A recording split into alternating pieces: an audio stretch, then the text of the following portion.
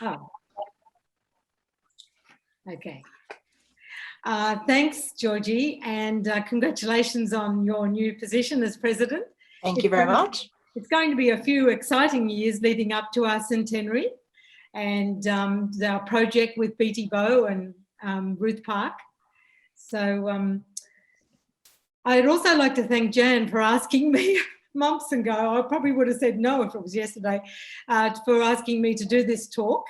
And for Rita, she's here for her reassurance that I could do it, and Amanda for her support in getting the Zoom up and running. I feel humbled sharing the platform with Julie Jansen, giving the keynote address. Her book, Benevolence, is just amazing and so powerful, has come at a very important time in our history. And thank you, Julie, for that. I'm speaking today from Gurugul and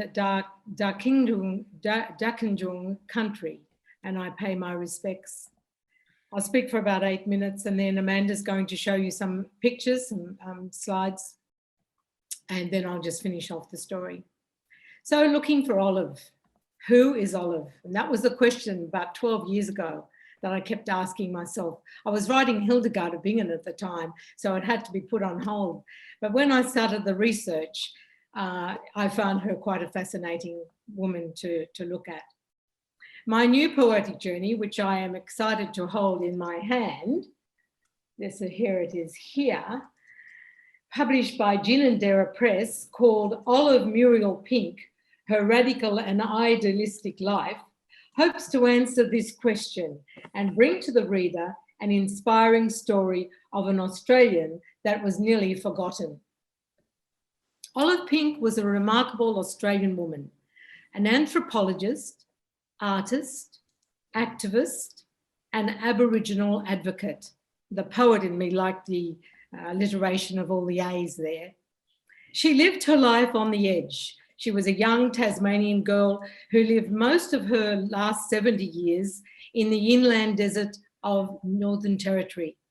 A white woman of Scottish descent, she made her home with the Indigenous people, the Warlpiri and the Arrernte people, even on the edge of Australian history, because she lived through the white Australian policy and the controversy about assimilation and what was now we call the stolen generation.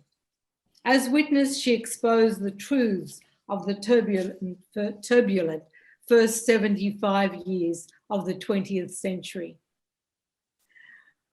Olive lived till she was 91, dying in 1975. So her life actually overlaps with some of us, some of the oldies anyway. However, I'm hoping everyone, especially our young women, get to know her as one of our Australian treasures. I'm hoping my book goes into all year 11 and year 12 schools for the students and the women, the young women, to read this story. Till her last breath, Olive was a woman warrior. And the saying, bad things happen when good people do nothing, could never apply to Olive Pink.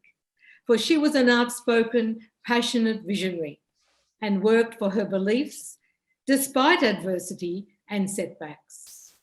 She especially stood up for the Indigenous women and the dangers posed by the cattle graziers, the miners, the squatters, the soldiers racing up and down on the new road opening up Darwin in the 1940s. She stood up to the missionaries who didn't respect the law, L-O-R-E, the law of the First Peoples. She stridently fought for justice for young men before the courts. She would call out in the court, much to the annoyance of the magistrates, "This is not British justice." You're going to love her story. After you experience it, I hope you will want to share it and spread the word to all your friends. I chose two words for the title, radical and idealistic, and there's a juxtaposition in those two words. Radical meaning someone who advocates for political and social change, and at the same time an idealist, meaning someone who dreams but perhaps a little bit unrealistically. As a radical, she was one of the very early women in 1931 to start studying anthropology at Sydney University. After she graduated in anthropology, she received grants to live and work with the Warlpiri people just northwest of Alice Springs. She struggled against the male dominance and the arrogance of the male anthropologists in the 1930s and the 1940s, even more in the 1940s, who restricted the grants because she was a woman. When she could no longer work as an anthropologist in the 1950s, she stayed in Alice Springs and supported the young Warlpiri and Arienti men before the courts, especially where she considered the tribal law and customs were not being taken into account. She demanded rights for the young men who could not speak English and mostly did not know why they were brought in. Magistrates became afraid of her and they would make sure they had interpreters there when Miss Pink was around. One humorous story, she demanded to visit the prison as she heard stories of the poor conditions in the Alice Springs prison. Refused because they knew she was very nosy and she would start writing about it to the papers and to the politicians. She plotted and she disrupted the court even louder than she used to. And then she was put out and given a fine. She refused to pay the fine. So the magistrate rang the jail warden to tell him that nosy Miss Pink was coming to prison. Well, the warden jumped in his 1950s jalopy and he raced down to the courthouse and he paid the fine, not wanting her near his jail. The pen was Olive Pink's sword.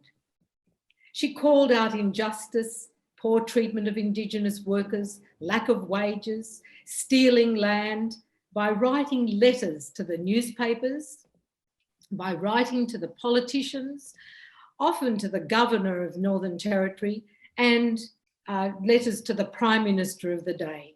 And she sent urgent telegrams too, and they're still available. Her letters were flamboyant. In different coloured inks, she prided her inks. She would set up her inks in the 1930s and 40s and 50s. So you remember the old ink wells, well, her bottles. She'd set these inks up and then she'd write in different colours and then she'd write up the sides of the paper and across the top and down the other side because paper was very precious. And then she would underline things and shouted it out in capital letters and double underlines. They were fascinating letters to read. And I was privileged to be able to read them as I did my research at the Australian Aboriginal and Torres Strait Island Institute in Canberra, where I had access to 22 boxes of her papers, her writings, hundreds of letters, diaries, calendars. She painted the calendars. It was amazing and very humbling to be immersed in all of this day after day. I just didn't want to leave it. I found further papers in the Darwin Parliamentary Library and also down in the Adelaide State Library because she stayed there in Adelaide to get South Australian State Library. She stayed there to get supplies and used to wait there for the GAN to take her back into Alice Springs. So there's a lot in Adelaide too. Then at the same time, she was also an idealist. She dreamed of a right way for the Indigenous people to be treated and how history should be, could be. She can actually be called the first land rights activist. One realises her goals were grand and often unrealistic.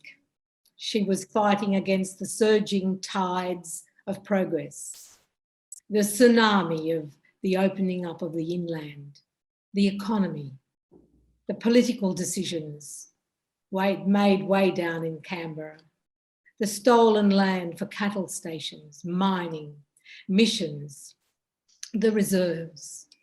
And then with the droughts that made it even more, take the land was even more feverish because the land was needed. So olive pink is a witness to a world that is our history, yours and mine. And I have threaded this through the book as background. And I'm hoping the younger women who read this book, and younger men too, of course, will get to know that background of the history. Finally, in 1956, Olive, now 71 years old, when most of us would consider retiring, she created a reserve to protect the inland flora. She fought for 2 years, living in a tent on the land, to have it gazetted, and she became the first woman curator of the first arid botanic garden in the world. It's a garden that's got under 13 inches of rain per annum. So she employed Walpurgis gardeners, she trained the Walpurgis gardeners, made sure they were properly paid. And for the next 20 years, she worked to create an eco-friendly garden with its own watering system, conserved waters in drought times. And she lived in the garden as curator till her death in 1975. Now I'm going to ask Amanda just to show you some of the pictures of that story that I've just been telling you. Thanks, Amanda.